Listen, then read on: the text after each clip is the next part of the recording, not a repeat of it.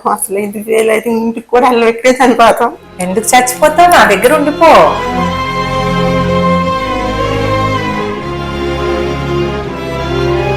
మేము నిజంగా అమ్మా నాన్నని పిలిపించుకుంటామా లేదా అన్న రోజులు చాలా మంది ఉన్నారు. అసలు పిల్లలు ఎవరు, పిల్లలు నీకు అంటారా అన్న వాళ్ళు కూడా ఉన్నారు.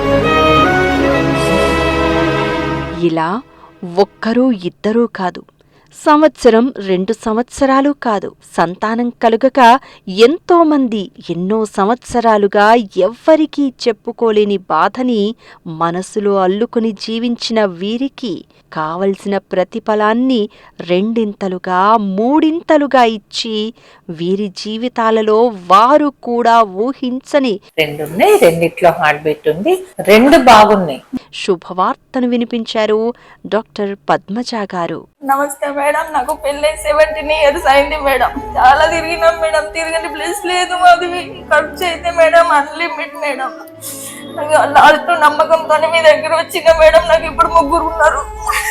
నిజంగా మేడం మీరు నా దేవత మేడం. మా ఇంట్లో నిజంగా మేడం మీ ఫోటో తీసి పెట్టుకుంటాను మేడం.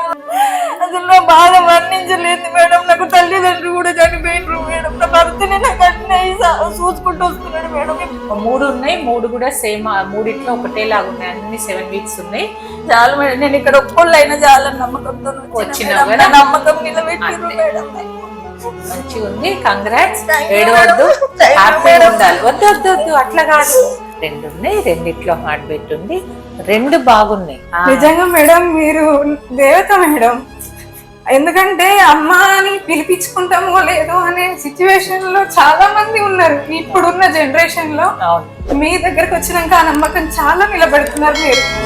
మేము నిజంగా అమ్మా నాన్నని పిలిపించుకుంటామా లేదా అన్న రోజులు చాలా మంది ఉన్నారు. అసలు పిల్లలు ఎవరు, పిల్లలు నీకు అంటారా అన్న వాళ్ళు కూడా ఉన్నారు. పిల్లలు లేక ఇన్నాళ్ళు బాధపడిన వారి గతాన్ని మార్చలేరు, కానీ పిల్లల కోసం ఇక్కడికి వచ్చిన వీరందరి భవిష్యత్తును మాత్రం వారి అంచనాలకు మించిన సంతానం అందిస్తూ సంతోషమయం చేశారు డాక్టర్ పద్మజ గారు.